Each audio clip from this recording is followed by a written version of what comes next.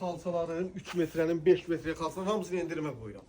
270 manat. 270 manat bir ədədin qiyməti olacaq.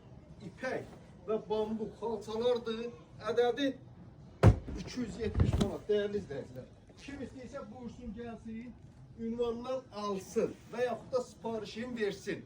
Ünvanımız Neftçilər metrosundan çıxırıq Faklar tərəfə. 200 metr gəlirik. Yolun sonunda minimalın bak pambıq kimi mallardır. Bax, minimalın, tam storun ikinci mərtəbəsi. Zəfər xalça evində yerləşir bu xalçalar. Bir ədədin qiyməti 270 manatdır. İpək tərkibli Türk istehsalı xalçalardır. Gəlib tək şəxsiyyət vəsiqəsi ilə dəli eləyə bilərsiniz. Bundan artıq nə istəyirsiniz? Nağdı pula da ala bilərsiniz. Bundan başqa da daha sizə kömək eləyə biləcəyim heç nə yoxdur. Evinizdən pulunuzu götürün, geyinin, keçirin, gəl.